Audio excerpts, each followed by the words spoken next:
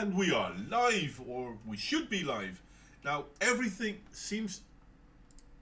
Oh, come on. Bloody hell, John. Did you just tell me what to do and then go against what you told me to do? Right at the very start. I always start with we're live. So, the first question is... Guys, can you hear John? Because OBS didn't tell me whether it's actually streaming the output. And it should, but... Yes, thank you, Toxic, we are. And we are alive, John. But can you hear John as well? Because that's the main question. Everything should be alright, but we don't know.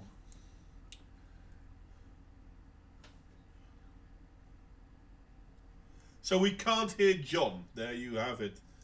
So that's weird. No, get him to shut up. That's the trick. That's... But I don't get it because I haven't changed anything. Oh, bloody fucking hell. Yeah, I had my computer updated and I really think that's the problem. Audio output capture. Let's see if this is it.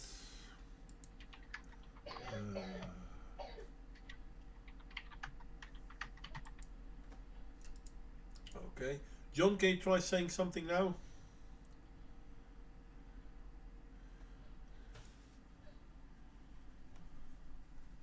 I did test the audio, but it didn't show me what was going on, and this is quite annoying. Yes, someone was coughing. That was my baby.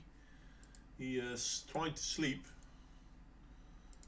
Well, he's not an infant. He's 5 years old, but still. Voice meter aux input, so that's the wrong one. Then that should be the one. Okay. Can you? Yes, there you go. This should work again. This should work again, allegedly. Allegedly. I'm not quite sure. We will have to wait for the people in the chat, whether it's working or not. Can you hear me, lovely people in the chat? Can you hear anything at all? The man with the satiric voice. Yeah, I did tell. Well, sarcastic, really. I do prefer sarcasm. I'm sorry for this.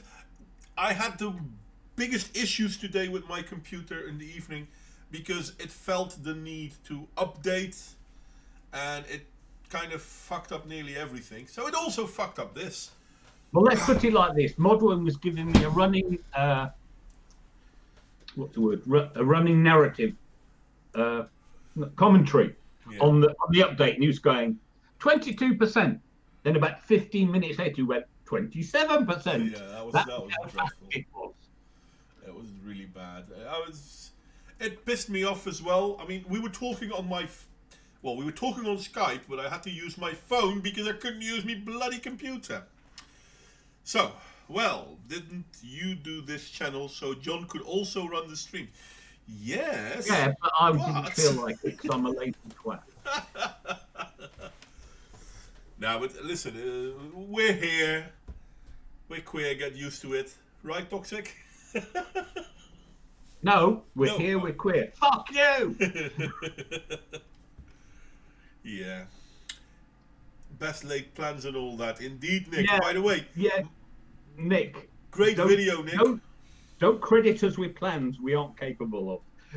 Certainly not best ones. But I did like your collage video.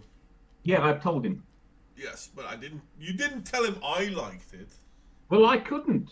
I don't speak for you. Therefore, I just told him. Yeah. You were right. I was wrong. Anyway, today's stream we're going to talk about. Well, there are several forms of left, but one of the left movements seems to be rather authoritarian, totalitarian, and kind of bent on being our new rulers, the new feudal lords. Is this obvious. Well, it's how the suppose. Well, my premise is that socialism and communism are feudalism anyway. That there is this gap between the alleged aims and the actual outcome. Hmm. And that the people doing this these days have no excuse of they didn't know. And another thing that we were talking about is that there is no monolith left. Obviously, there's no monolith anything, but there is no monolith left. There are many different ways of being left. Yet, the authoritarian left does not want to see this. And this is, I think, the main reason why the left eats itself. Because any form of criticism automatically means that you disagree, and how dare you disagree? Yeah, but that's also inherent to the ideology itself, or cult, Cult, perhaps, yes. would be a better way of describing it.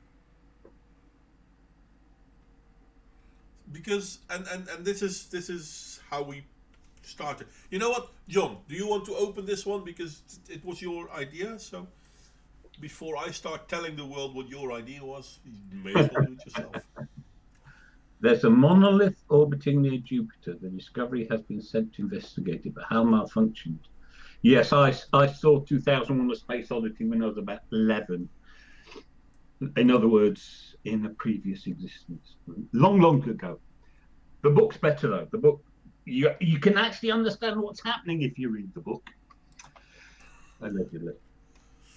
Right. So yeah, no, We well, don't no, get sidetracked easily at all. Okay, so I keep saying this to people, and no one believes me, but when I was in the left in the 1980s, all the left, I don't just mean some of it, I mean all the left, from your regular, not at all a socialist Labour voter, through to your all your Trotskyist groups, you know, the ones Monty Python poked fun out of as Palestinian liberation groups in Life of Brian, and that is true. That is what that was a parody of. Okay, and all of them detested communism. Even the Trotskyists, who are Marxists, detested communism because by communism we're referring to the state socialism of the Soviet Union. Now, I'm not saying that what was wanted by said leftists is any. Sorry, Modlin, you're hammering on the keyboard. I'm sorry. I'll try to hammer softer. You could always mute it, as I told you earlier. Yeah, but then I have to mute everything, and then I have to remember that when I want to say something, I have to unmute myself. Yeah, that's the plan. That's how muting works. All right then. And yeah, sorry. So yes, so there was an idea of the left which differentiated between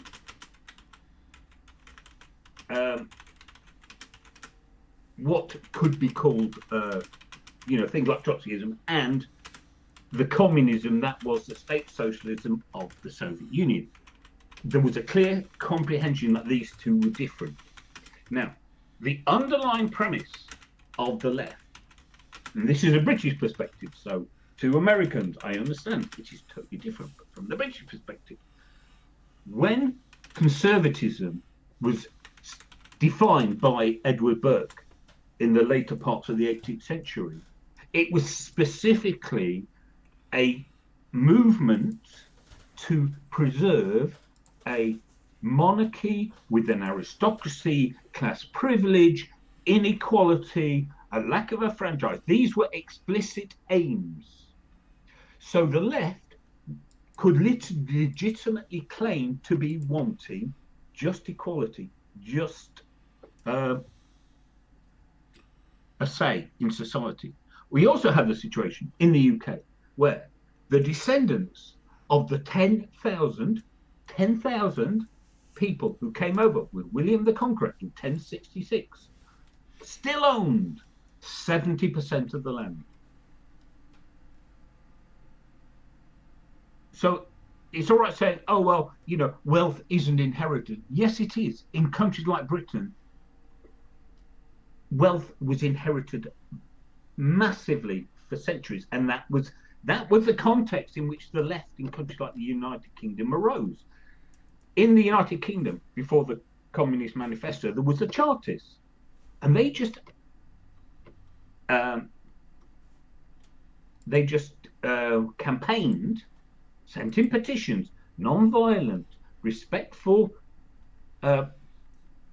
petitioning of Parliament for universal suffrage. Long before the friggin' suffragettes got their noses into it, they were after universal suffrage for both men and women throughout the 19th century. That was the left. It was about just an equality of opportunity. It was just about getting rid of the class system. That strain of leftism has persisted. But as Orwell noted back in the 20s, you had your intellectuals who hated the rich and were envious of the rich. The problem with these intellectuals is most of them now are paid at public expense. They work in universities and things. No wonder they love the state. They live off the state. They're parasites. But what's happening with the new socialism is they are maneuvering themselves into a position of rulership, where the people who actually earn money are working for them, and they siphon off what they like in the forms of the taxes, which go to their massive campaign groups. And so basically, this is what I'm saying. So you had the egalitarian left, which was just about equality. And to be honest, I would say that for the most part, that is something that has been achieved, which is why I now refer to myself as conservative, because you then want to conserve your achievements. And on but the new so-called left aren't left at all. What they want are discrimination, special privileges, segregation. You're not allowed to have a voice on such an issue if you haven't got the right body parts or race or some such thing. And it's literally taken us back 200 years to how it was before, just on different criteria. Okay, Morgan? Yeah. Well, it's true, and it's kind of funny because in the past, when we talked about Marx and whatnot, I've often commented how I feel that Marx, with his work, tried to create a new gentry, a new elite class. And if we look at the different forms of left, because not all left movements are about creating new gentry, new elitist movements, new top layers of society, because there are left movements that are based on trying to create egalitarian systems, but they are based on trying to create egalitarian because of opportunity, not because of outcome. And this is where the system gets skewed first, I think. This is where I personally think the biggest difference between the left-wing movements are visible. And the nomer left wing is something that, I mean, we use it by lack of better one, but and this is something we've talked about in the past often as well. It's really a bad name because it's not a monolith, and by calling everyone on the left, we are ignoring the fact that they are not all the same. And another thing that I found really interesting about the topic John chose, if we look at the Republican Party of America, they are basically the first full progressive government of a country. The Republicans started out as trying to create an egalitarian society. Plenty of things they failed at, don't get me wrong, most people fail at the beginning, it's a learning progress. But they were kind of the left wing of their time. And I'm pretty sure that if we look at Marx, he looked at what happened in America as well, and it influenced his opinions as well. The difference with America and the UK was that America created a new society without having to destroy the old one, because there was no old one. Whereas, if we look at what socialism has done in the Western world, it's all about the destruction. Which is again weird because not all left persons agree with the destruction. Not all left-wing persons are authoritarian. A lot of left-wing persons are anti-authoritarian. Which kind of is funny if we then see the movements like Antifa and, the Democratic Party and socialistic movements in the Western world in general all being very authoritarian. So then the question becomes, who is left? And I'm all alone. Why am I all Sorry.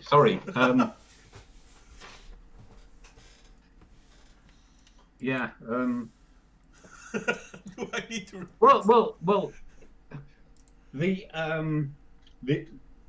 The point I wanted to start with was a discussion as to why, as the title says, why the modern left are neo-feudalistic. Mm-hmm. Because unfortunately, Modwin and I agree on this topic, and so there isn't a lot to say about it. But Modwin quite rightly said, well, people might not agree with that statement. And I said, yes, then we can discuss it and say what about the current left, its attitude is neo-feudalistic, with its, let's see, we have the oppressive stack, which is a clear social hierarchy where your legitimacy, your ability to do things, to participate, depends upon your class. So it is, it's a class system. If you're an evil white male like me in Modway, you are unmentionables, untouchables at the bottom. Yeah. You get to stand at the back, shut up, and just do what you're told. And if that's not reminiscent of a feudal hierarchy, I would like to know what is. And that's the scary part on what we now call the left. Because they are only left because they identify with certain left-wing ideologies, but they take those left-wing ideologies to the extremes. This is, again, this is something we put in the past as well. This is basically the robber baron quote. It's better to live under a robber baron than under a dictatorship for your own good. And that's the scary part. Now, there are plenty of left-wing people who will recognize that it's a good thing if we try to help people. It's a good thing that we try to create a society where people are safe. All those things. But somehow, the modern left, which is a name we haven't really coined, but we had to use something. The modern left is kind of like how socialism and communism has turned out in the history of socialism and communism. It always turns out authoritarian. This is what you have to do. We think it's good for you to do this, therefore we all need to do this. Well, and when I say all, obviously I mean you, because I'm ruling, so I have to make sure that everyone does what needs to be done. Everyone except for me. Yeah. And the blindness of the youth in this case, the modern left, is scary because I've said it like this. I think we are seeing the re-emergence of the Red Guard, and they don't know what the Red Guard was, and how it came to an end. And to me, that's really a scary thing. So, are we seeing this correctly? Is this because John and I seem to mostly agree with each other? So I'm curious what you guys think. Is it indeed true that we now see a left wing movement that is mostly based on do as I say, don't do as I do? Well, here's the thing. Okay, so I was suggesting this to Toxic Threads yesterday. Okay, now we know the adage that well, it's an expression. If you're not a socialist in your youth, you don't have a heart. If you're not a conservative when you get older, you don't have a brain. Okay, right. Now, just take the concept. Okay. What is that saying? It's saying that when you're young, carefree, you don't have experience, you don't have obligations, okay, you can afford to be, let's say, you can externalize, right? So it's other people must this, other people must that. Why doesn't everybody? You know, the whole Greta Thunberg bollocks, right? Because when you're young, that's your attitude. You don't do things when you're young. Other people do things. And that is the socialist mentality, right?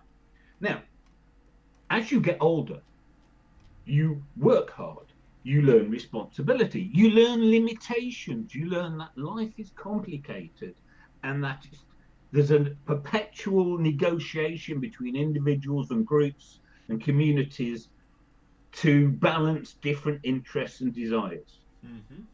Right. And that we can say is becoming a conservative, right? Okay. Now, what if a generally similar process is taking place amongst these aging radicals? Except for instead of abandoning their ideology, because, as I said, so many of them work outside of any real economic pressure. So they don't learn the lessons of reality because they've got their nice, what they call that at university,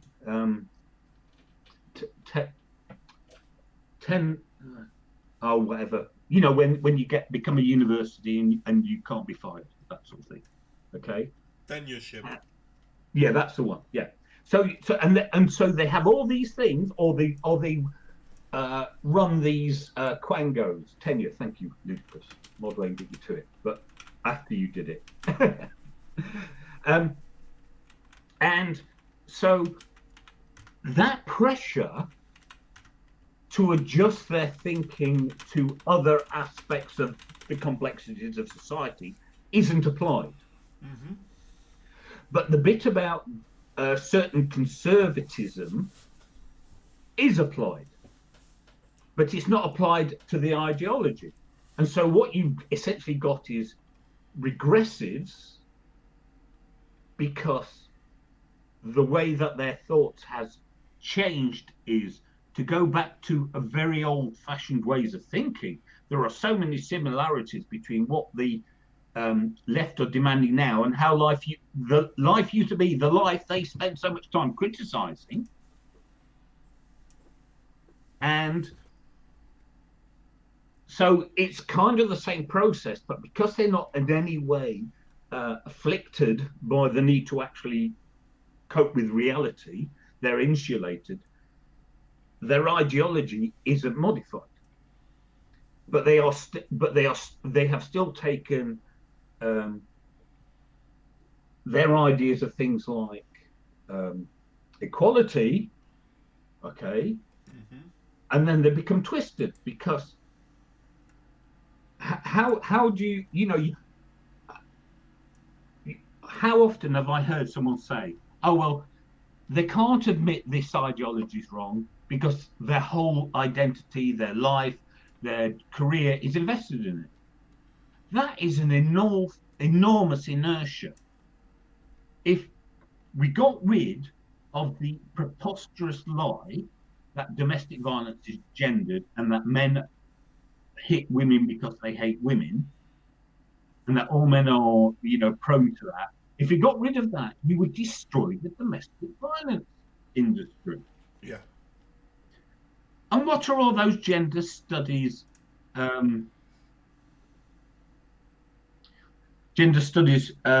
graduates going to do now? It's not like they're good for anything. Yeah, and there is a serious problem in that as well. I think, yeah, I didn't mute myself. Good. There's a serious problem in that as well, and it is almost as if, I mean, people being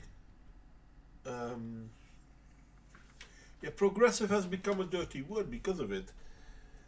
But people being willing to help others, thinking in how can we assist our society, are now being labeled as socialist because this is what socialism wants to. And no, it's not. But to me, what's even worse is that even the ones that do agree with them, they will attack. If you do not follow them lockstep, you are the enemy. Mm. And I don't. It's the cult behavior. It's literally, it's like that. How many feminists have said, I go and talk to non-feminists, and they're always kind and pleasant and respectful, but I'm terrified when I talk to fellow feminists, and it's like your instinct should be screaming at you that there's something fundamentally wrong. If the people supposedly on your side are so scared. Yeah.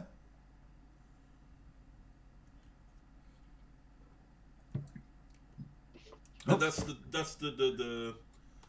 strange thing. And if I look back, because people keep telling me, well, no, but that's only since third wave feminism. But if I look back, it's always been like that. Yeah. If I look at how even the first wave, how feminists treated the ones that dared to wrong think.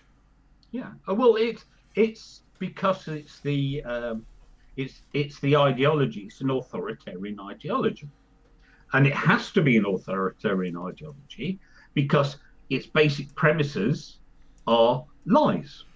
Yeah. So the only way, if your whole movement belief system is based on a lie, the only way you can keep people in line with that is through fear. And it's somewhat worrying that people consider this to be left wing. Well, the problem is that, and so it's a complex point that I'm really struggling to explain, for which I apologize. But here's the thing: so we have all these ideologues. And we are now in this terrible situation where, like in Orwell's 1984, you have the Ministry of Peace, you have the Department of Truth, Ministry of Truth. Everything is the opposite. Yeah. And because they held and to an extent of immersed in the idea of equality and the slogans and the campaigning, they have retained the clothing. Even while under the surface, they've turned equality into discrimination. They've turned anti-racism into racism, anti-sexism into sexism. And, to me, this is all clear as day. And I think to a lot of people, this is clear as day. But because the mantra is, oh, no, they're just doing it for equality. What do you mean you don't like feminism? Do you hate women? No, nothing to do with women. I hate feminism, not women. Nothing to do with women. But because they are, and their center, their core is in academia, where they literally, at our own expense, have nothing else to do than to work out how to get away with it. And that's kind of also all they do. Yeah, that's what I mean. That's all they do. Their only job is to do whatever they want, and what they want is to get away with it. It's insane, and they don't even keep it a secret. No. And it's but that's another thing. We've come at a time where they have absolutely no problem to do it out in the open. I mean, let's be honest. If we look at the United Nations, what's the name of the current? I have to look it up. Sorry, the leader of the current United Nations, which the Secretary General is. Nations. Oh, I lose track of who's the head. Yeah, I think it's no, Ban Ki-moon is some time ago, isn't it? Well, there was Buttress Ghali, and there was that's some time ago as well. Yeah, well, I'm old. Yes, Antonio Guterres, a Portuguese. So where's the women's? Where are the women's? No, I don't even care that where's the women's. Here's the thing, though. Antonio Manuel Oliveira Guterres is a socialist. They don't call themselves socialist, but he is socialist. Mm-hmm. And look at what's happening, and he's not the first, by the way. Nearly all our international movements, stuff like the United Nations, which once started to be a world safety network, has turned into a society of socialists. The double standard within the organization itself is scary. Well, yeah, because nothing they do even remotely matches what they say. In fact, usually it's the opposite. And for some reason, we let them get away with it. But that's the thing. We let them get away. Why? Because, hey, he's left, therefore he must be right. Yeah. It's the stupidity. They say it's for equality. Yeah. They say there's a study. And they say the research. They say everyone. They always use the same weaselly language. And this is kind of funny because I did post under, I think 2 videos ago, Alicia, not the latest one, but a few ones before that, how the ones pushing for the whole pedophilia thing are kind of the same people, well, politically aligned or ideologically aligned. They're the same people that push this propaganda style left, the authoritarian left. It's the same people. I mean, are there right-wing pedophiles? You know what? I'm willing to go to say yes, there probably are.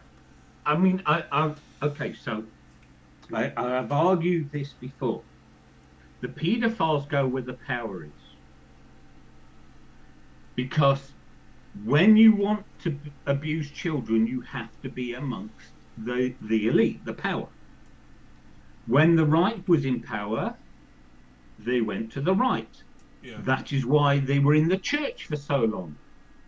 Now the church has stopped protecting them.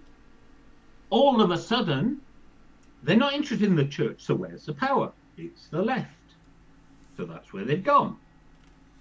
And we all know the left can be convinced to do anything, literally anything, if you spin the right narrative. Yeah, but because the left is fueled by hate. Yeah, but as I said, but that's the problem. Where the Catholic Church did protect pedophiles, and I have no idea why they did, but they did, up to a certain level. Because reputation. Wait. Let me finish my point. Because they did protect them, but they didn't tell people this was a good thing. And what we're seeing now is we actually have the push to normalize pedophilia. Well, we've been seeing that for quite some time now, but the left is actually pushing the idea pedophilia isn't bad. Yeah, no. I mean, Toxic Threads makes the point. No, I absolutely agree. They're not equivalent. But that wasn't the question. The question is, why are they now in the left? No, the question is not why are they now in the left. Why is the left pushing these same things? Right, no. This is what I was trying to say to you. Okay, because the left will agree to any insane shit. Just as 4chan, any insane shit if you just phrase it right. Because they have no critical thinking skills. They don't know a thing. They will just merely follow a ludicrous line of logic, reasoning, should I say, not logic, reasoning, if you've got the right buzzwords and you tell them is to stick it to the capitalists. Yeah. And if you're a manipulative, abusive group like the paedophiles, and you suddenly glom onto this, oh my God, no wonder they now can push for the law to be changed, because it was never possible before. Yeah, but that's the thing that makes it so. Yeah, it makes it so bad, but the reasoning and the changes actually make sense. But they're all doing it to stay in power, and I can blame the pedophiles for doing this. Sure, what the pedophiles are doing is bad. No. But we have people. Some of the left are not interested in that sort of power. They want absolute power. And to get absolute power, they believe, they've said it, and everything they're doing seems to prove it, that you do that by tearing down society and rebuilding it in your own image. You talk about the sorts of people who envy Stalin. Yeah. Because he had control. He had absolute control, was ruthless, used any means necessary. I mean, what does it take to have a series of show trials where people literally go up and denounce themselves? I mean, that is some serious. I always wondered about that. I'd heard about these show trials, and I'm like, but what? It's like, what can they do to you worse than what they'll do to you after the trial?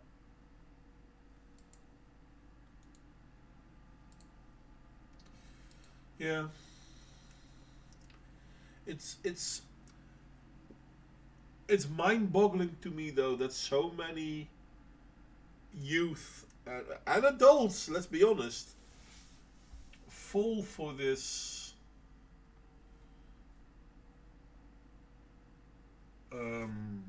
bullshit. Yeah, I think bullshit is the best word. I was thinking about something else, but bullshit is indeed a good word. It's beyond measure. But this is also why the left keeps eating itself, because you have to follow everything they say, and if you don't, then all of a sudden you're no longer part of the congregation. It's almost like it's a fucking religion. Cult in itself is not even enough. It's because, right, and I keep trying to say this. The cultishness is the ideology. Religions sat on top of ideology. And what it is because they were so pervasive, because they were so, they were a fundamental part of our culture, our identity. So no one actually questioned them as actual ideologies. Then we had the rise of ideologies, and we suddenly said, oh, that's an ideology. Doesn't it look a lot like religion? Well, that's because the ideology aspect is identical.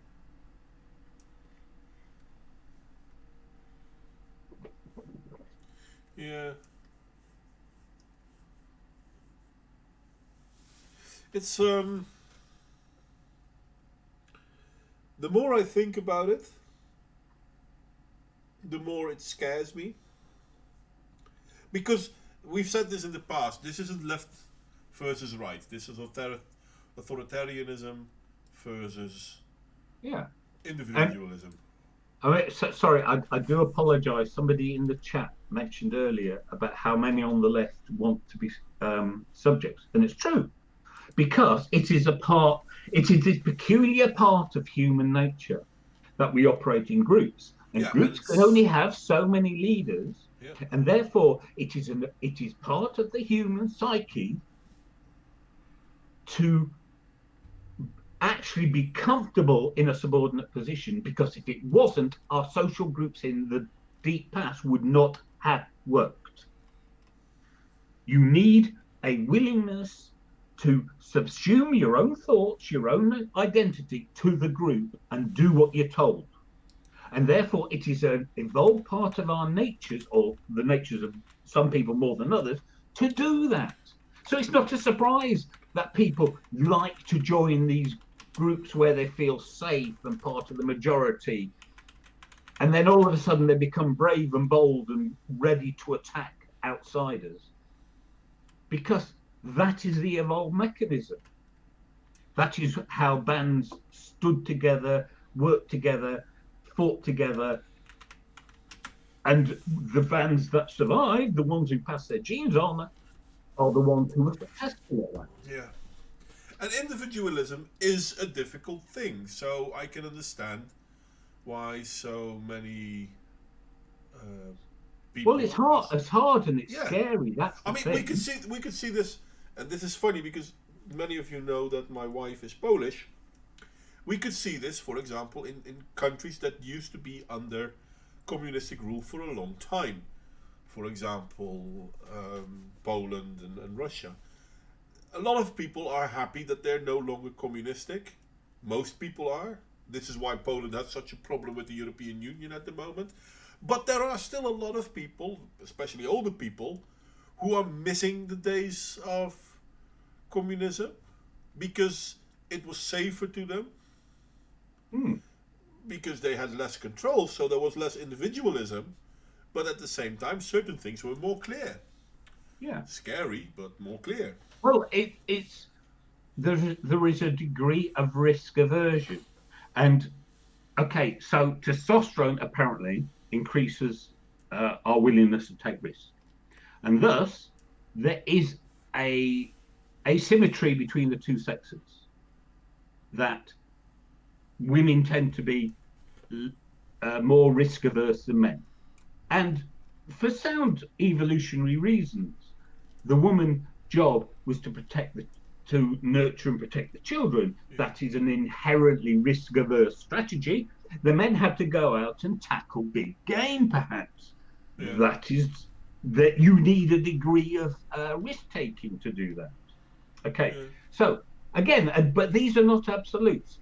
And what pisses me off is when people ascribe to modern people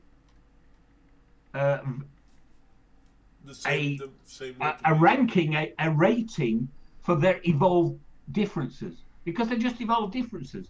If you are naturally more risk averse, that's not your fault. Okay, it's not good to be a risk taker. It's just helpful in many situations, but it can also be ludicrous. So you have, for instance, all these people who are into extreme sports because their makeup requires the adrenaline rush, and some of them die. You know, there's a Darwin Award which is dominated by men for a reason. Yeah. Because at the extremes, that's what happens. Because you can always go too far. And what usually happens when you go too far, you're taken out of the gene pool. And that way, the genetic coding is kept within bounds. Uh-huh.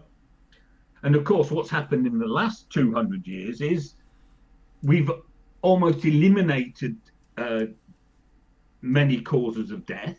And so the gene pool is going mental. No wonder we got all these freaks, probably me included, because we now have the medical technology and the living standards to not kill off all the bad genes. Well, that is true. Funny enough, and this is what I don't understand. Because if I look at myself, I have several health risks. I work in mental health care myself. I am the epitome of someone who's trying to care and who would like to see a strong care system in our society because it would benefit me. But at the same time, I'm also recognizing that what we are doing now is not caring, but it's infantilizing. And this is what the new Red Guard is calling for. And I am going to call them Red Guards because they are. They want a society where people have to do what they are being told and the way they are being told. Their ideal, idealists. I think idealist is the right word. And in every communist socialist revolution, these are the people that die second. Obviously, people like me are the ones that die first, but as soon as we're gone, they have to go. Because they're a challenge to the system. Mm-hmm. Because they go into it with an ideology, but that ideology doesn't fit what they believe. And then they have to be taken out. Look at what Mao did to his Red Guard. Look at what Stalin did to his companions. Look at Night of the Long Knives with the brown shirts. Yeah. It's always the fucking same thing. Yeah. And they the keep going initial for shock it. troops are the first to be killed off when they're no longer useful. Well, it's even worse. It's not that they're no longer useful. They actually believe what they are doing, and the ones that No, that's what I'm saying. They're don't. no longer useful. Yeah. Yes, just as Yuri Bezmenov said, Renovatio, that is true. And this is happening time and again, and they keep going for it. They keep for. Today, I actually talked to a kid. I don't guess he's older than maybe 18, 19 years old. And he was absolutely sure that he knew what he was talking about. And there he was explaining to me how he suffered from toxic masculinity because he had a problem talking about his feelings. And I'm like, dude, how is that toxic masculinity? Shit. Yeah. Well, show me actually, the correct answer is the only toxic masculinity is beta feminists. Well, yeah, that too. Well, he definitely is a beta. But that No. But it's the beta feminism, the attacking other men, and basically throwing men under the bus so that they can be supplicants to the feminist overlords. No, but indeed, as Michael Keller said, this is brainwashing. I mean, he thinks that he has toxic masculinity because he has a problem. Because if that's all he's ever heard. Yeah, but I mean, seriously, talking about your emotions is a difficult thing. Most 18-year-olds can't do it. Guess what? Most 18-year-old girls can't do it either. Yeah. Oh, they can say what they claim to feel, but that's not the same as talking about your emotions. Yeah. But it's a problem for him because he's a boy. And I'm like, what the fuck? No, it's just relentless propaganda. Yeah, and obviously all the other standard bullshit falls in there too. Oh, Trump is a bad president. Well, I don't like the guy either, but in all fairness, he's doing a great job. No, he isn't. Well, lowest unemployment in Americans' history. Yeah, but that's not true. Well, the numbers show it is. Yeah, I don't know. Well, okay, if you don't know... Of course not. Sorry, I've heard this conversation 6 million times. The minute you actually refute their insisted upon statement, they suddenly go, don't know. Yeah. But they're 100% sure. The conversation is so predictable. Yeah. But everything else... I mean, it's the same. Oh, yeah, well, we were talking about, for example, the situation in Iran. It's terrible that Trump went out of the Iran deal. Yeah, but the Iran deal was meant so that they could check on the nuclear facilities in Iran. Iran didn't allow that to happen for several years, for like 15 years. So in the end, Trump said, you know what? Why are we in this deal? There is no deal. So they pulled out. See, that's a bad thing because now we can't check the facilities anymore. Yeah, but we couldn't check the facilities anyway. Yeah, but we could have started a war with Iran. No one wants a war. No. But what they won't understand, and it's the same with Brexit, if you want to get your opponent to back down, you have to pretend, or at least convince them you won't. And this is why what's happening in the UK Parliament is so dangerous, because after all the years of May's treachery, Johnson just goes round and said, well, actually, no, if you don't get an acceptable deal, we'll just leave with no deal. Calls the EU's bluff. They suddenly start going, well, maybe we could do a deal. We could think about it, okay? And so then what does Parliament do? Straight away say, oh, no, you're not allowed to threaten no deal. On one fucking serious negotiating card, and they want to take it away. Yeah. And part of it is because not one of them has done a decent work's life or lived in the real world in their life.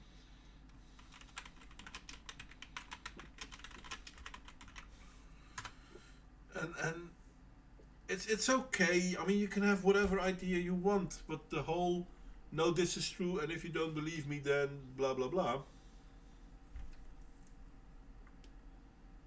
They were not allowed a nuclear power plant. This is still about the Iran thing. Nuclear deal, the Iran deal.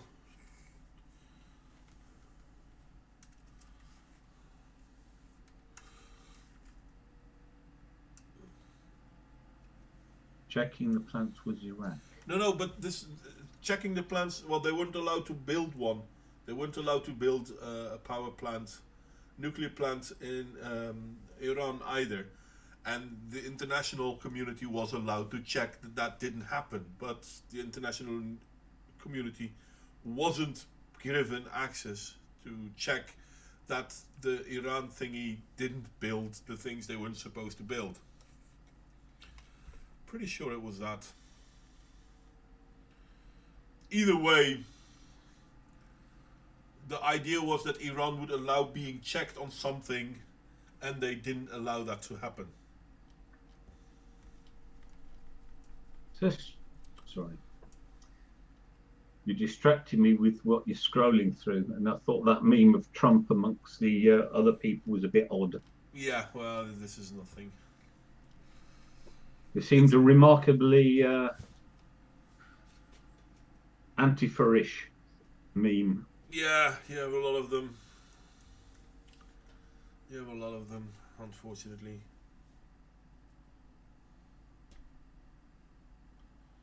Yeah, the Iran deal was older. It was way older because as I said, the United States had confiscated. No, not confiscated. What's the word when you take someone prisoner? Hostages? No, incarceration. Hostages is what criminals do. They incarcerated. And sometimes the state can be criminals. Well, yeah, but they incarcerated that money. They. No, they don't. You don't incarcerate money. How do you confiscate. No, because confiscating means that you take it for your own. Okay. They didn't take it for their own, but they basically put a lock on it. Said, okay, that's your money. That's your money, but you're not going to get it. I forgot the word for it. It has a name. In Dutch, we do use the word taken hostage. I'm not sure if sanctions is the right word either, Ludicrous. Froze. We would say froze. Frozen may be a good word, yeah. No, froze. You freeze the account. Means that they can't get any money out. Yeah, no, that could be true. But yeah, anyway, and the whole idea that because he now left the Iran deal, it's bad because the international community doesn't have access to Iran. And I'm like, no, the USA left the Iran deal. The other countries are still in there. Yeah. But to be honest, it's a little bit telling that it all actually matters on whether the USA is there or not. Yeah. I mean, it's the same like, okay, yeah, but the Paris Accord, he went out of the Paris Accord, yeah, okay. Why? Most countries in the Paris Accord aren't able to get to their goals of the Paris Accord. Does that then not mean that the Paris Accord is a joke? Not even a good one? So, and he's totally blind to it. Not just, but so many people I talk to are like, oh yeah, but this is. It's almost as if you're talking against holy doctrine. And how dare you disagree with holy doctrine? Oh, sorry. Okay, right. Yes, Michael Keller, I brought 2. But I'll have to drink yours for you, if that's okay. Bloody hell, you didn't even bring one for me then.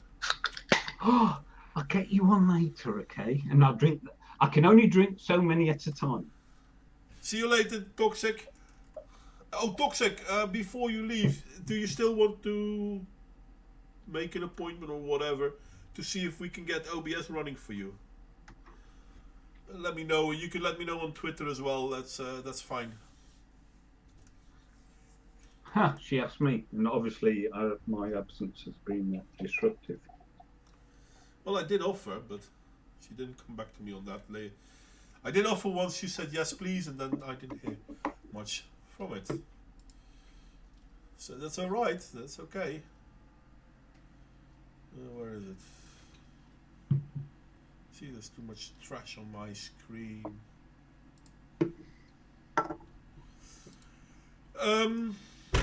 Yeah. Where you are on the... Is that the Twitter? No, it's mine. Yes, that's the Twitter. Oh, that's the Twitter. Well, that's the Twitter. You deserve what you get then. I'm just glad it's not in English. That way I don't have to read it. Well, this is in English. Here, look. See? Click. No one else can see it. Haha. See, it's all in English. Je hebt een link verstuurd. That's applying to 5 in a row there. Yeah, that's just that's meta information. That's not for you. That's for de me. groep verlaten. That's meta Wi-Fi, give me your backstabs. That's all meta. I don't know what language that is supposed to be. That's all meta information. That's not for the likes of you. Really? Oh, look at him, Lord Lordy Dor.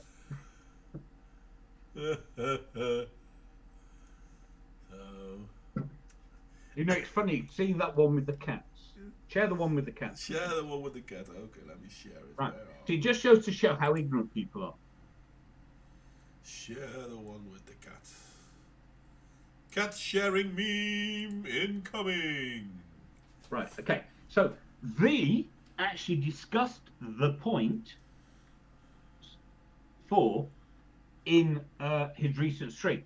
Okay. So when cats scratch you, is because human skin is not like cat skin. Yeah. So they are not meaning to scratch you. They're being friendly and playful. Yeah. It's just that they don't realise that you get scratched because a fellow cat wouldn't be scratched. That's the same with the biting thing. I mean. Yeah. And so they're going, oh, this cat's being horrible. No, it's not. It's actually being friendly. And the best example I heard was what were their names? Siegfried and Roy. The cat, well, the big cats. Yeah, no. Okay, so Richard Dawkins wrote about this at length in one of his books about Siegfried and Roy. And basically what happened was this. They did an act with a tiger. Yeah. There was a woman on the front row acting hysterically. Yeah, so the tiger got... So the tiger had a maternal instinct to protect the one who got injured. I don't know which one it was, right? So Siegfried, I think it was. Bit into the nape of his neck, which on a tiger cub is thickened skin. Yeah, so he can take it to and safety. It's loose, so the mother can protect the cub. Yeah. Unfortunately, in a grown man, it snaps the spine. Yeah. But it was a protective instinct. Yeah. That's also why his dying words were, "Don't blame the tiger." Oh, which literally were his dying words. How fucking screwed up can we be? Well, that isn't screwed up. I think that's No, very... I mean, he was absolutely right saying that because he recognized that the tiger didn't want to harm him. Mm, But, yeah. yeah. It's, we Yeah, look... and it's these people who are so ignorant that they will put out a little cartoon like that, and Yeah, yet they've totally missed the point. yeah, yeah. Which is funny. Anyway, enough sidetracking. Oh, and now Toxic Threads is repeating herself. I thought she left. No, she says, "Oh yeah, I will text them. Talk to you all soon." Twice. Okay. Well, Well, on mine it says it twice. I'll see. I'll see it when it comes. I mean, I'm more than willing to help, obviously. If you help, then I don't have to, and if I help, you don't have to. Well, let's just put it like this: you have a job. I don't. True that. Therefore, so you have more time. I have much more availability. That is true. But I'm far kinder than you, so obviously. If you like. Yes, that's me being silly. I know. Well, it's an opinion, and therefore I cannot refute it. True that.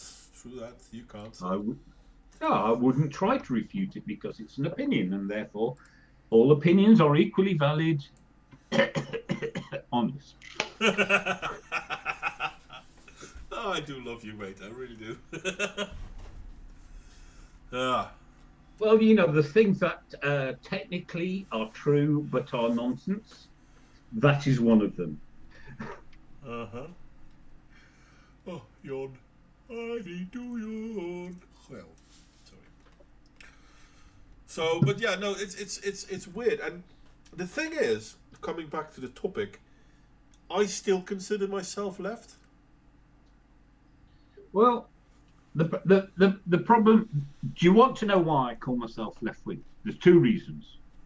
The first is because I have no more love and confidence in large corporate, that is, private entities, than the right wing do for government. Okay? Uh-huh. And the naivety and willingness to ignore the blatant failings of our current economic system by the right scares the shit out of me, because it is just as bad as the bloody communists. Yeah. Okay, so when it comes to government regulation, I don't like it, but I understand where it comes from, and that sometimes you just need to protect some people from other people. That's just life. You only have to look at the cases of pollution. I always say this: pollution. Yeah.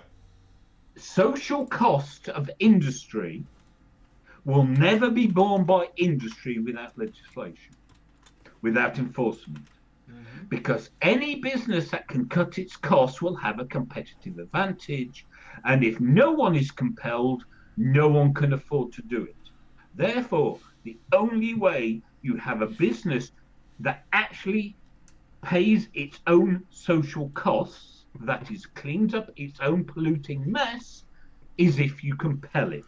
Yeah. That is the number one cause for government, what's the word? Government regulation, right? Mm-hmm. And the market will not provide. There are parts of the market that are dysfunctional. Yeah. And there always will be. And it's fine if you recognize that. You can support the vast majority of economic activity as free market, privately owned, as long as you recognize the flaw in the system, its tendency to go wrong, and the fact that if you don't keep an eye on everybody, somebody somewhere will do some bad shit because it's profitable to. Yeah. However, okay, the other reason is because there are so many batshit fucking crazy leftists. Uh-huh. And as we were discussing, that isn't all of leftism. That is actually authoritarianism. And the authoritarianism of the right seems no different when you actually look at it than the authoritarianism of the left. Just the identities change. That's all that happens, but everything else is the same. And so the enemies aren't left versus right. The enemies are up versus down. Yeah, authoritarian versus the freedom lovers, right? Yeah, individual. And it is important to retain voices who identify as left in that freedom loving space so that the people on the right don't conflate it as a left right issue, because it's not. It's an up down issue. Yeah. Yeah, and it's scary that people fall for it time and again. Because it isn't the right left wing.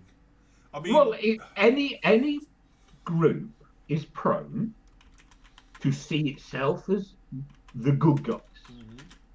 And if you've got a group with an identity, especially a self-professed identity, that is evidently vile and evil, which is what the mainstream left is doing now, it is very easy for the other side to get or some in the other side to get complacent and fall into the same narcissistic sense of virtue. That is the problem of what the group they're opposing.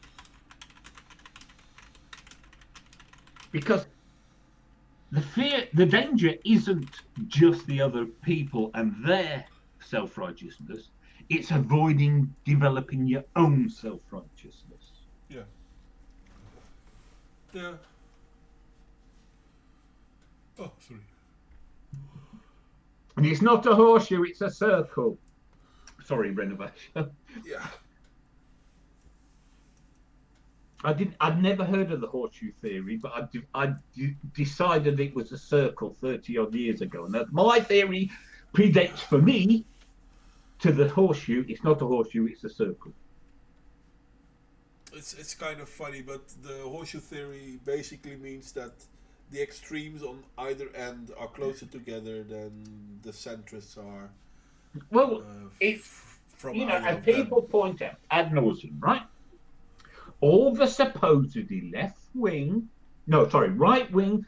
authoritarians were socialists. Yeah. Many of them with socialism in the fucking name. Yeah. Right? So, if you're collectivist, you're a collectivist. No, that's good, Renovatia. That's good. Yeah. Badges of honor. Hey. The ADL calling you a racist is a badge of honor. Yeah, the ADL actually gave the... Oh, no, that's not true. I need to rephrase this. The ADL said the emblem of Triforce from the Zelda games was also used as a KKK symbol. But if you then look at the KKK, you never see anything slightly resembling anything like the Triforce. But hey, they said it, therefore it must be true.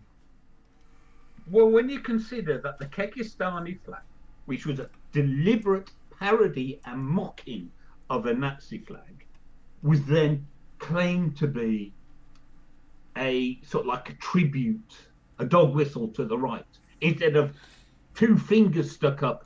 Sorry, Americans, you'd use one, but we British use two fingers in a V sign. Uh-huh.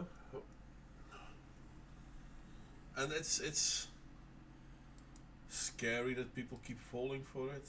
I don't understand it. Well, it's because it's ironic that the more information you have available, the less information you actually access. Mm-hmm.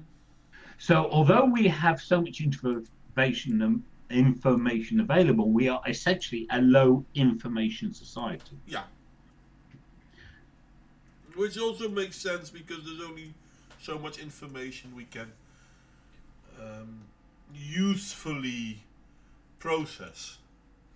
This is kind of the funny thing between individuals and group people. The ones who are more in line to be group people tend not to think about information at all. They tend to merely, how do you call it, assert that what the group thinks is correct, where individuals actually think about the topic.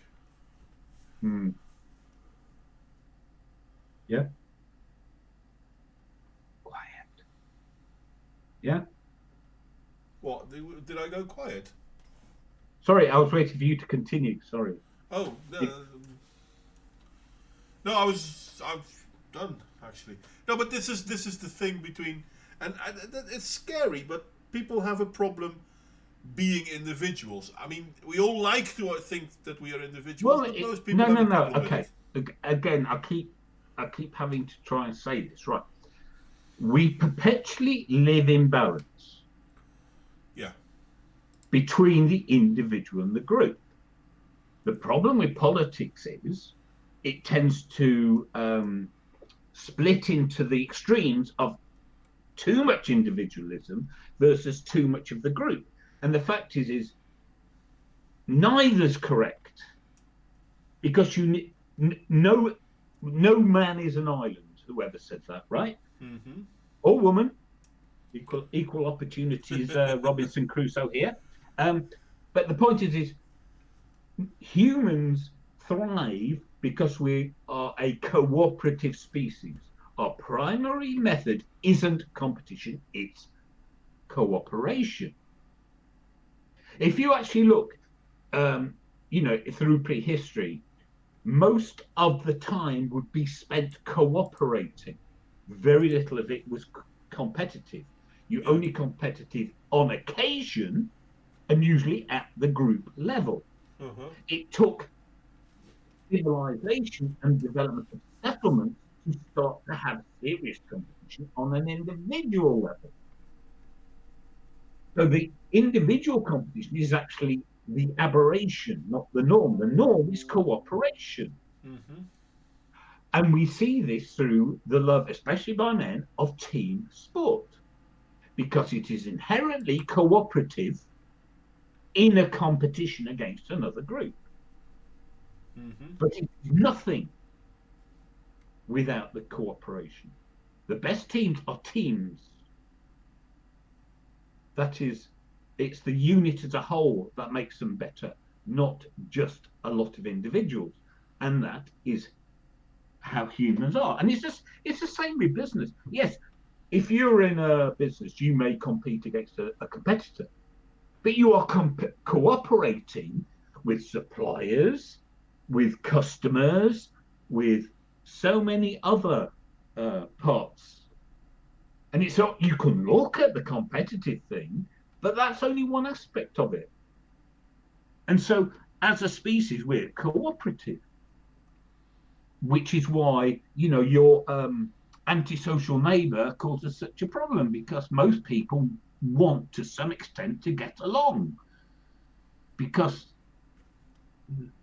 our lives as a whole derive from the society, the community, the street, the whatever, as a whole, not the house individually.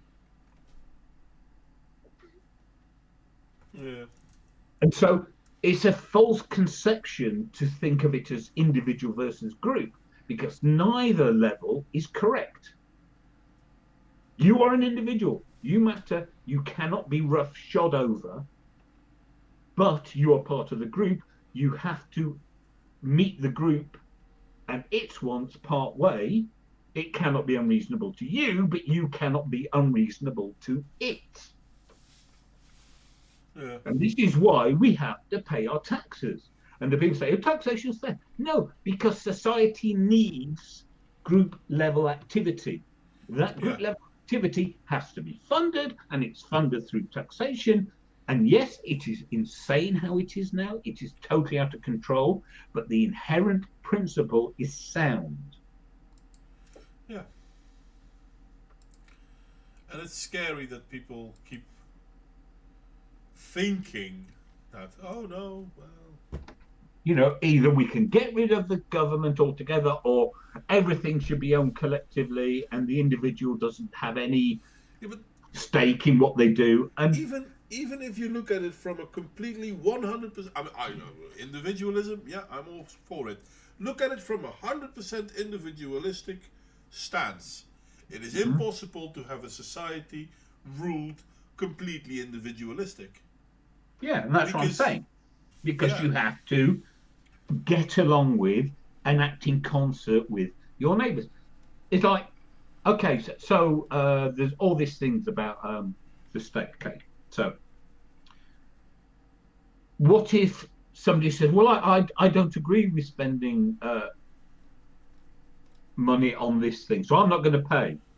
You end up with chaos. Nothing gets done because you will always find somebody unwilling to contribute to this or that or the other. That's why you have a majority decision, because sometimes you have to just suck it up. It may be stupid, it may be a waste of time, but that is the price for social cohesion.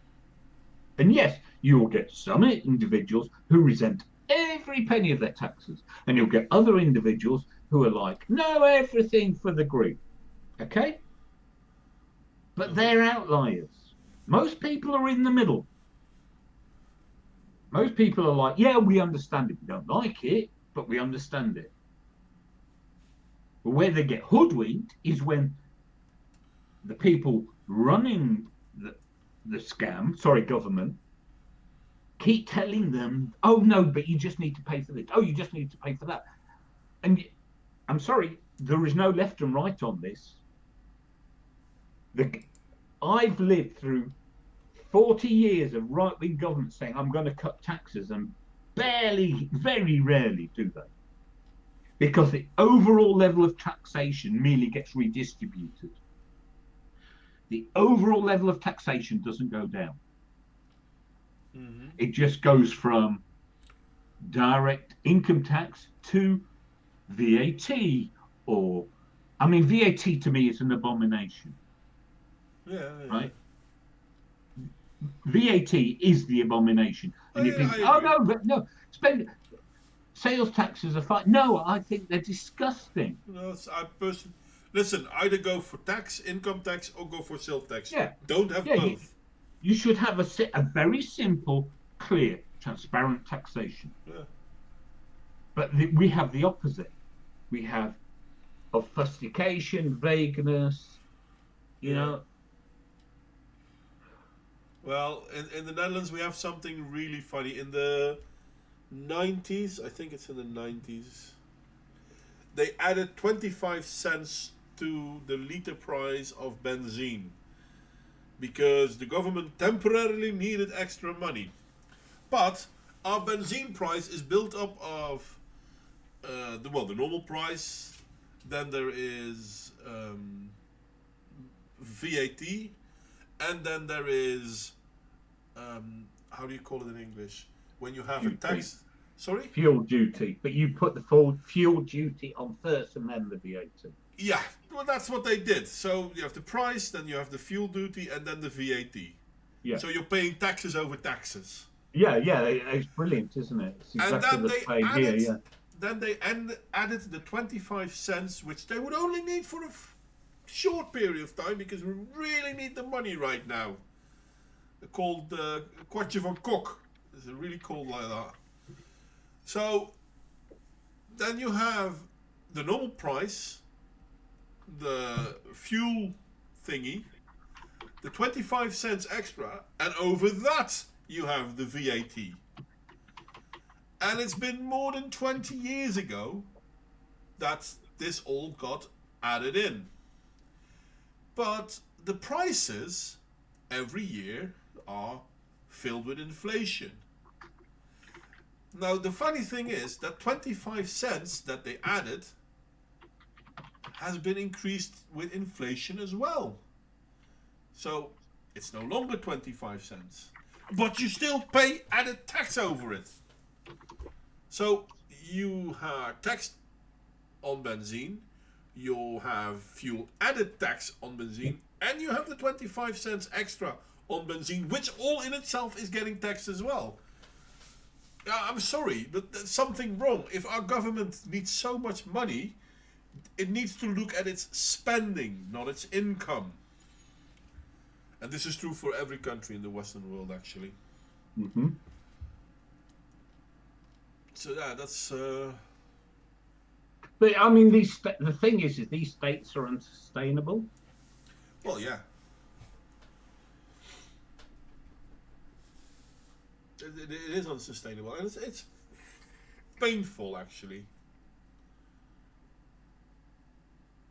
But yeah, to me, God forbid you suggest spending cuts. Well, I would. Well, really no, would. I mean, okay, right. So I was telling Modwayne about this in the pre-stream. Okay, so after the 2016 American election, Chunk Uger and Karl Kalinske decided to form the what did I call them? The thingy Democrats. The young. No, they weren't Socialist Democrats. Whatever. Right. So he did this long video explaining his platform, and one of the things he said he'd do was obliterate military spending and spend that money instead on health service. And I explained, and I wrote a Minds piece at the time, this would be economic suicide. Justice Democrats, exactly, Richard. Justice Democrats, that's the one. Thank you. And it would be suicide. Why? Because, love it or hate it, a huge amount of economic activity currently is tied up in that industry. Mm-hmm. If you suddenly slashed your spending, you would destroy the companies, throw people out of work, and they say, oh, well, we'll spend it on something else. Doesn't matter. You've just destroyed your economy. Yeah. That amount of disruption is fatal. Yeah, because you can't come back from that. Yeah, but now I am not saying don't do a transition, but you have to do it gradually. You can't just say, right, no more military spending. All those millions of people working in defence companies are going to be out on their ear because they've got no more orders. And it's right, say, well, we're going to spend more money on hospitals. Fine, but they're different companies with probably different skill sets. Can those companies get the specialised workers they need all of a sudden with a sudden spike of demand, or are you just going to get massive inflation in the price of what you're trying to buy from them? I would predict the latter. The point is, you need to do it in I hate to say this word, planned way, because it is planned economy when you talk about such kinds of spending. Yeah. And so you would have to say to people, right, okay, we're going to scale down military spending dramatically over X number of years. This is the rough trajectory of the change. So you guys could reinvest in those other activities, and then we'll buy that from you. And then you don't throw people out of work. You don't massively hurt your economy. But he was speaking politically, not economically. Mm-hmm. You can't do these things ideologically. You have to have a head to, well, okay, we want to get there, but how do we get there from here? We might not like here. Here might be rubbish. But when you've got this bloated state and so many people's livelihoods and so much circulating money invested in that state, you can't just cut it. You have to work out what is going to happen. No, it's true. It's true, and it's beyond comprehension to me how they really do believe the whole "poof, it's done" attitude. Oh no, we can stop spending money on the military. Boom, it's done. Yeah, okay. So now you have what? How many people are in the military? 20 million? No, but it's worse than that. It's the billions and trillions of money invested in the companies, Yeah, the armament manufacturers, yeah, all and that's the true other as well. equipment manufacturers. Because, as I say, all you could do if you change your spending quickly is cut cut them off, take them out of the economy. And it's all right to say, oh, well, we're going to spend money elsewhere. But as I said, you're just going to end up with inflation because the producers in the other areas of the economy cannot ramp up production fast enough. It's not practical. Yeah, it's it's quite scary that they actually believe that they can control society to that end. Not that they want to control society to that end. No, that they actually believe that they can. Well, anyway. So we've been talking quite a bit, and I've seen that the talks in the chat are all about fuels now. Yeah, diesel of all things. Yeah, as a long habitual runner of diesel cars. Yes, the die is indeed based on the taxes. Or the taxes based on the because I used to work for a road. My first job was for a road haulage company, and they were able to buy red diesel, they call it. Yeah. Which was cheaper. Well, you didn't pay as much tax, which we could buy because it was used for say industrial commercial purposes. Yeah. To fill up lorries. Yeah. But you could not fill up a road car, even if it was a company car. Well, you could. You're not allowed. No, I mean you couldn't. It was illegal, as in you couldn't. And technically, the theory was that the police could stop check you, and they will stick a dipstick into your fuel tank to see what color it came out. Yeah. And if it came out the wrong color, you were, you were up shit creek because you'd broken the law. Yeah.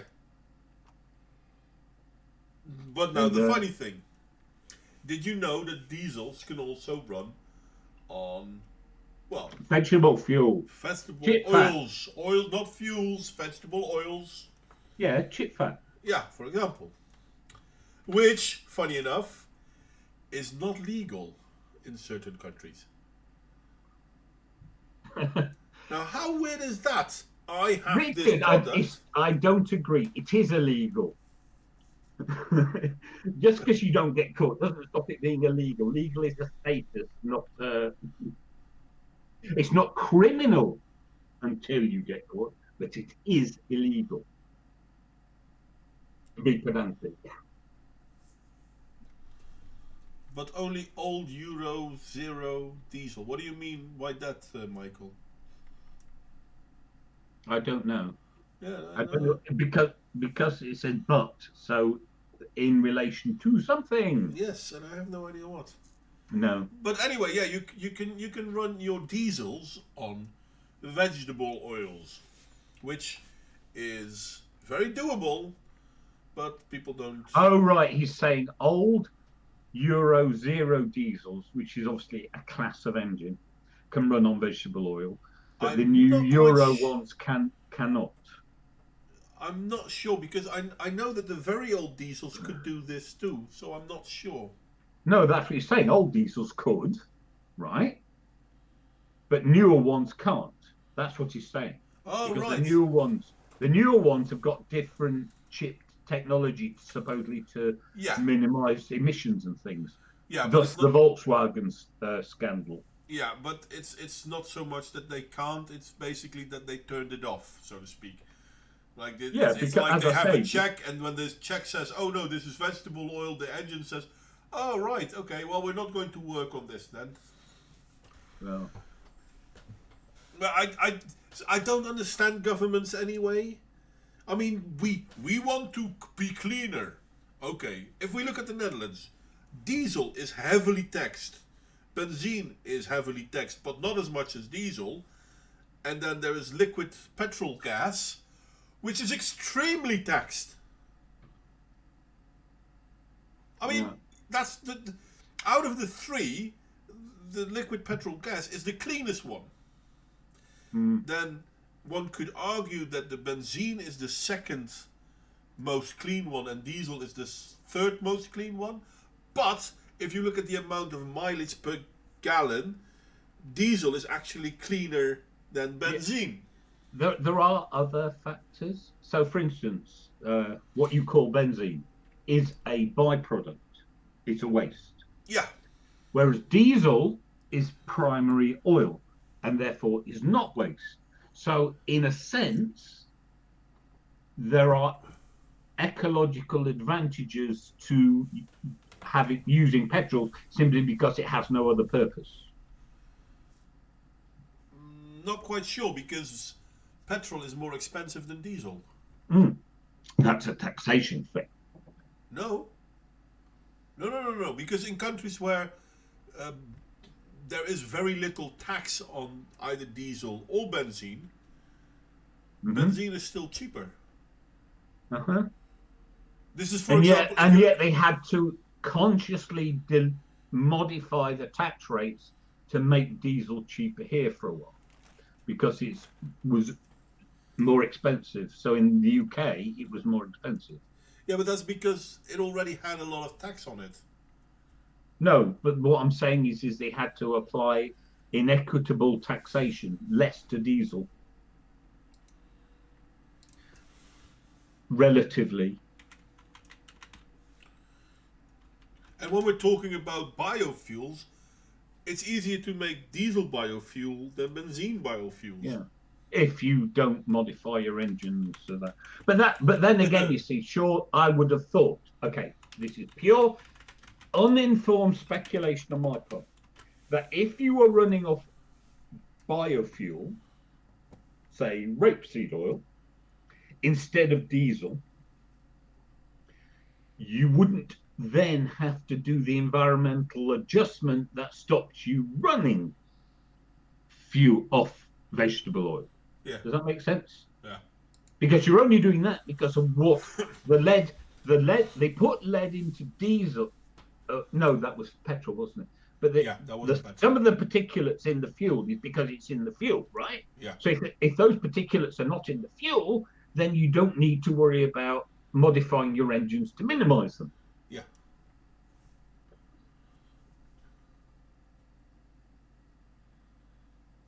Can we run a car on people? No, Renovatio, we are not in favor of. No. I think a gas-powered engine of feminism. So you put a couple of feminists in the boot to a exhaust manifold thingy to the engine, and then that should power you just fine.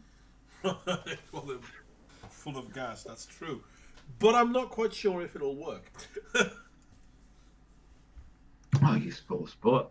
I know, aren't I? No, but it's really weird that if we look at and in the Netherlands, it's really beautiful because electric cars used to have massive tax on them. I mean, seriously, they were by far the most expensive. Until I think a year or 15 ago, people were like, "Oh no, because it's better for the environment." So they even though it's not, even though it's physically not. But okay, so they nearly took away all of the taxes when it came to electric cars. And for benzene cars, you now have taxes based on the weight of the car, which was always like that, but also based on the amount of CO2 you push out. So the more CO2 you push out, the higher your tax will be. But on gas cars, no, it's just a high tax. It's not based on the amount of CO2 you push out, which is completely understandable because it's nowhere near as much as you would in a benzene car. But you're still paying more taxes. taxation has nothing. It's insane. Yeah. Their policies are. There's no rationality to it. So, for instance, Yeah. this whole I object so much to all this notation, this idea that we need to be environmental, so we tax things. Yeah. Look at us, we're doing No, something. No, you're not doing no, anything. that isn't. There is no correlation between the amount of tax you do on things like petrol and the amount they use, because so much of the use is unavoidable if people want to be able to say, I don't know, eat. Because if you put a tax on fuel, and I've always said this, high fuel on tax on car fuel is a tax on the working poor, because the working rich don't pay for their own fucking fuel. They get it on the company. Yeah, Only often. poor people pay their fuel. Yeah, that's true. That's true. And so it's a tax on the working poor, and they cannot possibly avoid it. And if you tax the working poor on going to and from work, they have less money for the rest of the economy. It doesn't make any sense. But it is politically expedient because people have been conned into this notion that, you've got to put tax on these things. It's good for the environment, allegedly, even though it makes absolutely no fucking difference. Well, that's funny enough. That's my biggest problem when we're talking about governments doing well for the environment. The only thing they're doing is taxing people because reasons. Yeah, if they wanted to actually help the environment, they would do things like incentivize homework. With all the IT stuff, I work from home from years because I work remotely with everyone I work with. I worked over the internet and mobile phone. I could do that from home, just as easily as any office. And so it cut one person out of the already congested daily commute.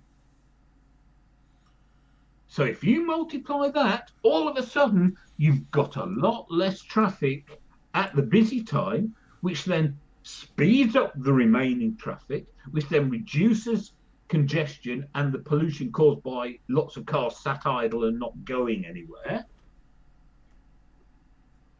And you can do all that merely by incentivizing homework. If you actually wanted to cut traffic volumes. But that's not what they're interested in. No, because the taxation to cut pollution is a con. Yeah, it's just to get more money.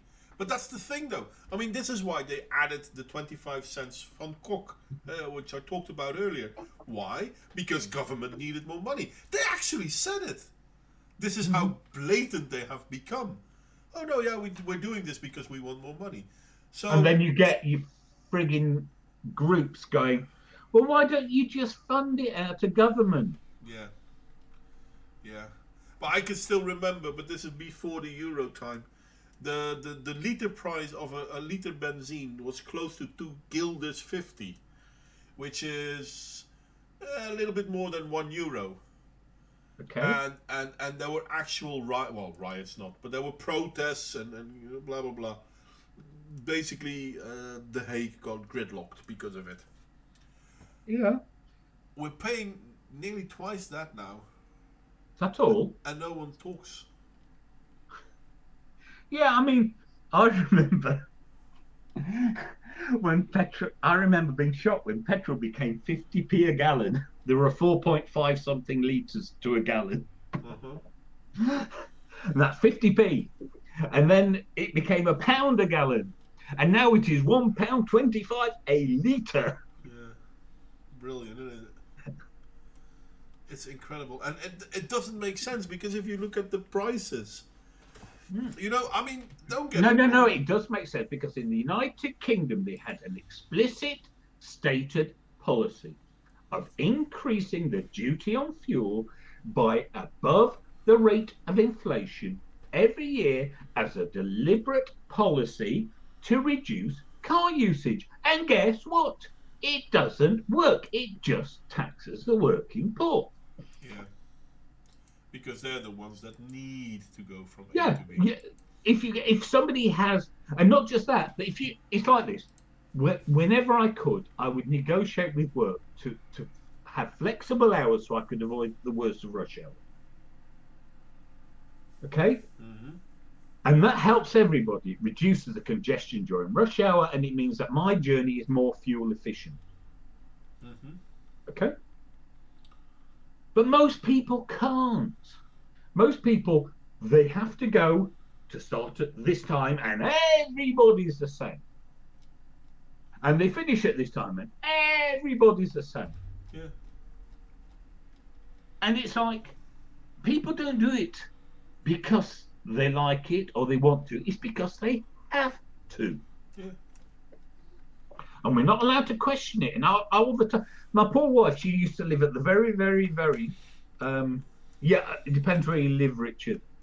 Um, very, very far, this particular industrial estate. And it took her half an hour to get off the industrial estate. It took 3 minutes when it wasn't rush hour. It took her half an hour every single day.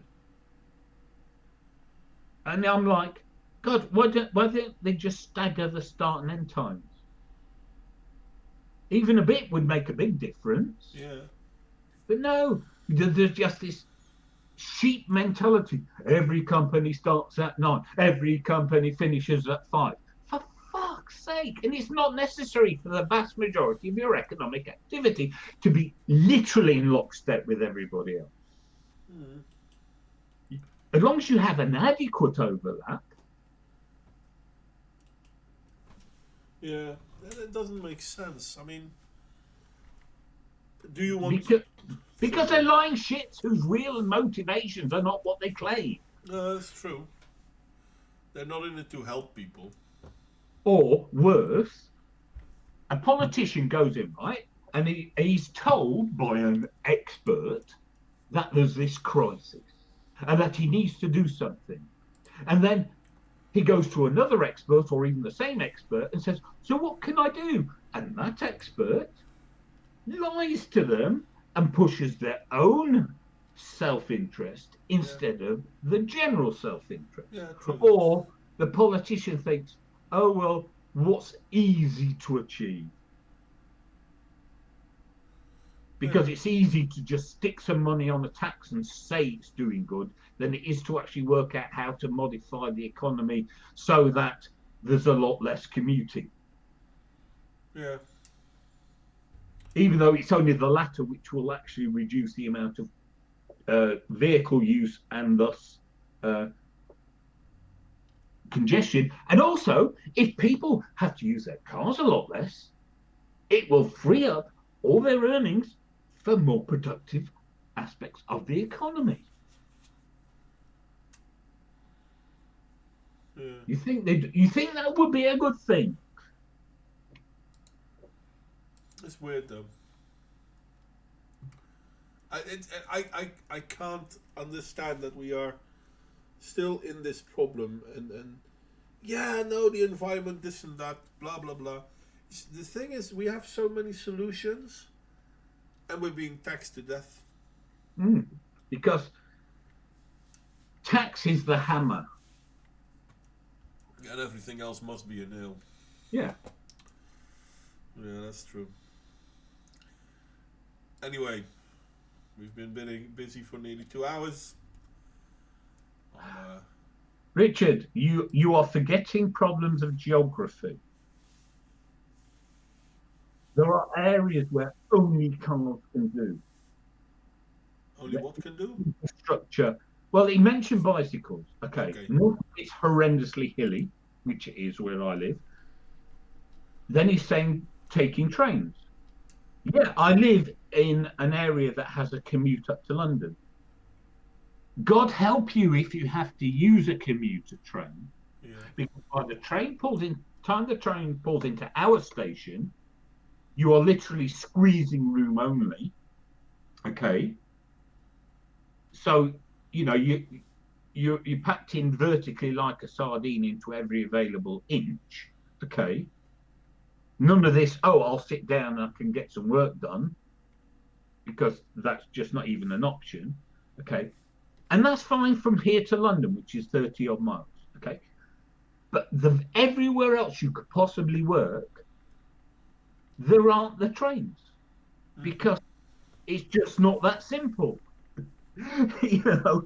And so it's like from 6 in the morning, there's just this mass exodus of cars into the main motorway system to go to here, there, and everywhere else, and it just peak at sort of like Harper State to arrive for 9.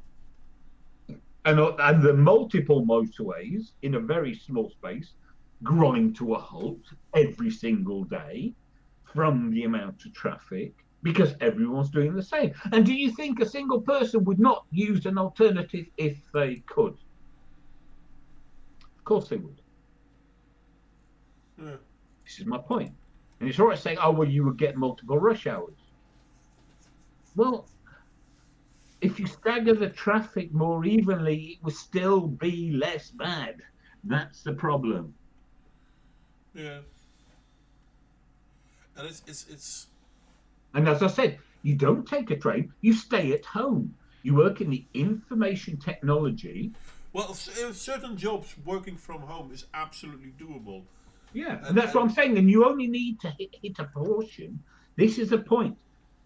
If you hit a portion of those who can, you make it better for those who can't. True that. So everyone wins. Yeah. Build more train lines. Oh, jeez. Seriously, look at Google Earth over North Kenton. You find any space for anything?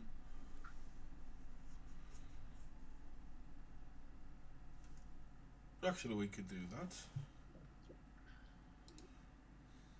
No, I wasn't telling you. I'm just saying for Richard. The problem is when you come from Texas, space is not an issue. You think very differently from someone who comes from the southeast of England. True. Or from the Netherlands. Yeah, that's what I'm just saying. Fairness, but, I'm talking about where I am here. In the Netherlands, we do have quite a substantiated train network.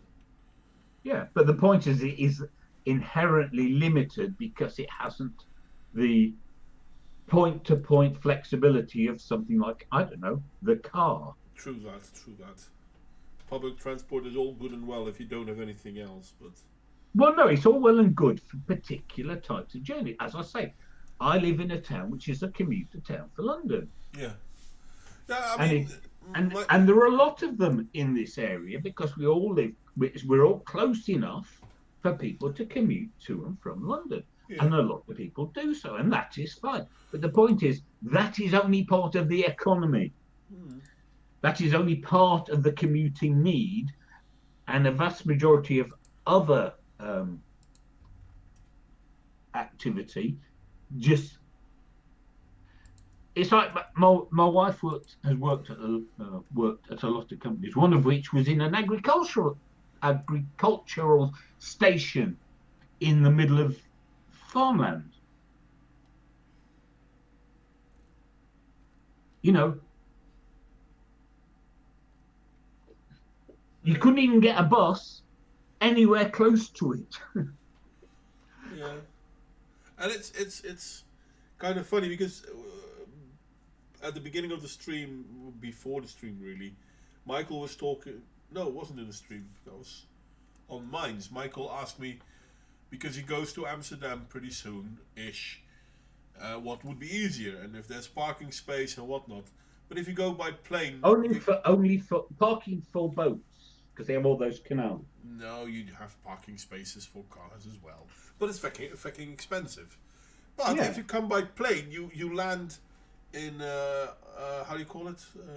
Schiphol. Schiphol, thank you. Yeah, I forgot the name. You take the train and within minutes you're in center Amsterdam. And public transport is pretty decent in the Netherlands. So, yeah. And then, yeah, if you have to come, I don't fly. Otherwise, I would say I would come by plane. You don't I, fly? no, Wing arms not strong enough. arms not strong enough. Yeah, I don't mind flying. It's the taking off and landing that's the scary part. No, it's true. They're Yeah, the I know. dangerous bits. The bit in the air's fine. Well, no, I know flying is the safest form of transport, which it factually is. But I don't know. Well, it kind of there are complicating factors. So yes, over after a certain distance, because before that you still got to get there, sit around, wait. You know what I mean? Uh-huh.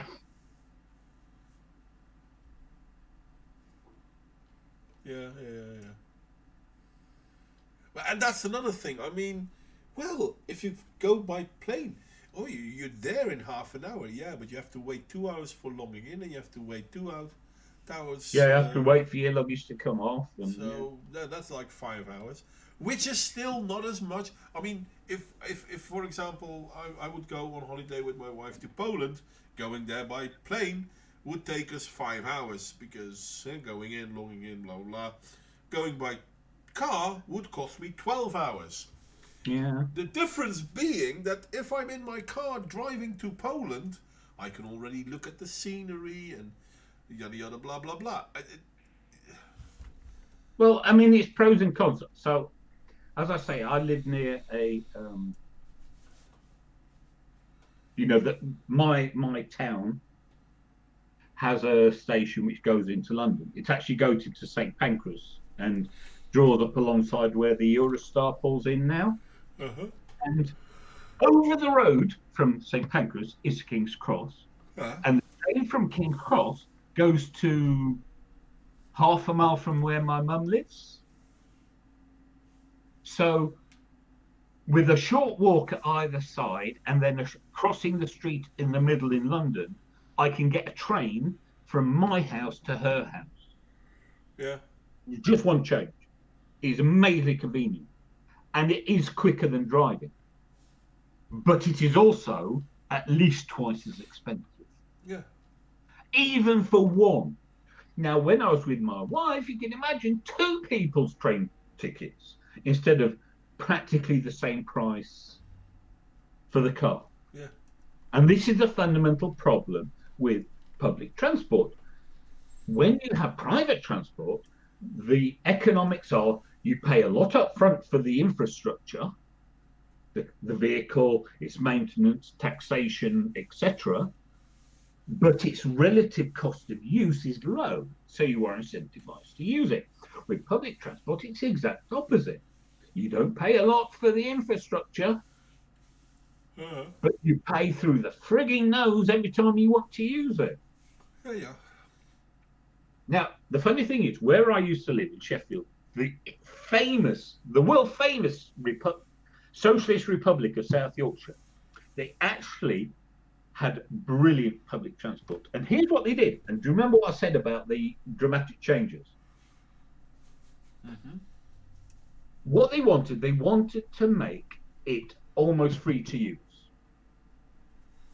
So all they did was they just never put the price up. Yeah. So that year on year, it got a little cheaper. But they never sort of like did anything drastic, like cut it massively. And they put on a well-run, well-provisioned public, it was just a bus service at the time. Okay. And what it did for the car driver was, what did for the car driver was, is it freed up the roads. So driving was much more pleasant for those who did drive. Unfortunately, you had a few miserable twats who said, "Oh, we don't have a bus. We don't want to pay all this money. in our rates for this bus service because they didn't recognise that what they were getting out of it. Yeah. And the stupid thing was, right, so Thatcher made them stop it. And when they massively put up the fares, deregulated the bus service to allow lots and lots of competition, which meant that you had lots of buses running empty and all the private companies ran really old polluting buses because they couldn't afford the new ones. Mm. At the same time they did that, the local taxes went up by 20% that year as well. Yeah. Because it had cost so much under the subsidy that they then had to massively increase the taxes when they stopped doing the subsidy. And then what happened? 10 years later, environmental problems. Oh, if only we had effective public transport. We did. You destroyed it. Well done. Yeah. Yeah. Because the point is the bus wasn't perfect for every purpose. But if you can get people to use it when it is fit for purpose, and you do that by making it free at or cheap at the point of use, yeah, then people will. People will use it, and it means that when you can't use the public transport, it is actually better on the roads, and everything runs more smoothly. You have fewer car accidents, which means lower health costs. You know, it's not just the simple economics of, oh, here's a bus service, I've got to subsidise it and I don't use it. Because it's much more complicated than that. Yeah. Oh, sorry. I keep yawning now. I think we tired him out. I think he has to go to bed. Old man and all that. Well, it has been 2 hours. It has been 2 hours. That is true. And it was a very interesting and invigorating stream. So I would like to thank everyone for joining us. If anyone has anything they want to see discussed, by all means, give us a call. Public rickshaws, not in Sheffield, mate. Public rickshaws. They tried. No, not rickshaws. Like tuk-tuks. They tried that in Amsterdam. No, they have not rickshaw, the pedal ones in London as a tourist thing, as a mode of transport, and it's fine. But you know how they say Rome is built on 7 hills? I've been to Rome. The Palatine Hill is barely a gentle incline. Sheffield is built on 7 hills, and they are tall and go on for miles at a steep gradient. And I mean steep gradient. You know, some of them are 20, 25%. Uh-huh. Oh. Yeah. Oh, so, yeah. Public rickshaws of any kind are not going to be happening anywhere near Sheffield ever. I don't understand rickshaws to begin with. Well, I mean, again, it fundamentally depends on the particular circumstances. What fails is the attempts to impose universal solutions irrespective of local conditions. No, but I mean, even in the Netherlands, our city road planning always has kept an eye out for cyclists. But a cyclist is a lot smaller than a rickshaw, for example. Even in the Netherlands, I don't see rickshaws working because of the place they need on the road. Mm-hmm. So, but yeah. Just remember, never accuse a politician of thinking it through. Oh, fair enough. Fair that. I mean, it's like in London, right? So you have all these bicycle couriers because the traffic's so bad that it's actually viable to do your couriering, transport of letters and parcels, etc., blah blah, by bicycle rather than motorized transport. And they are a menace because they're all about the speed, and you have to be a bit of a lunatic to want to be a bicycle courier in London anyway. And so then what happens? You have all these cyclists on the road, and then all of a sudden they don't mix with the cars very well. And then they want to talk about doing something about the peril. Yeah, true that. It's like, yeah, because you just don't think these things through, people. If it was genteel elderly ladies on their basketed bicycles, perhaps cyclists wouldn't be a peril to life and limb of pedestrians, or a permanent risk of being knocked over by cars as they weave through the traffic. But it's not. It's young, fit, generally fearless people who do it. The very people most inclined to have accidents. Yeah. Oh, fuck. I'm sorry. I'd rather than flipping burgers, Richard Bray, especially the vegetarian and vegan ones. But then I'm mean. Richard Bayer, no. If we do need gainful employment for gender study degree holders, then I will still not bring back the rickshaws, but we can bring back carousels where they can. Carousels? Yeah.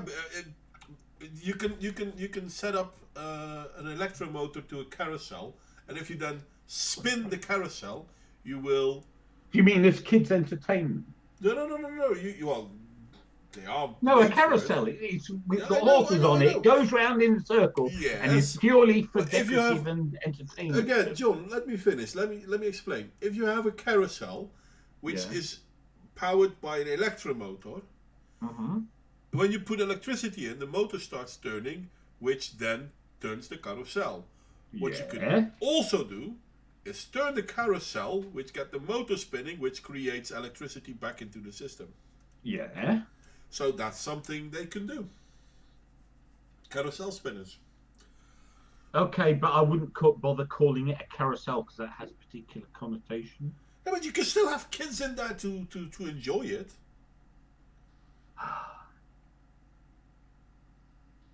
No, because that would be far too much like giving them a sense of purpose. I don't. I still think you should make all the vegan do McDonald's. Flipping burgers. Flipping burgers. Anyway, guys, I noticed myself dozing off, so to speak. Okay. So I would like to thank you all for joining us. Yes. And I hope to see you all. I think next Wednesday we've got something interesting spanned. I have no idea. No, that's nice.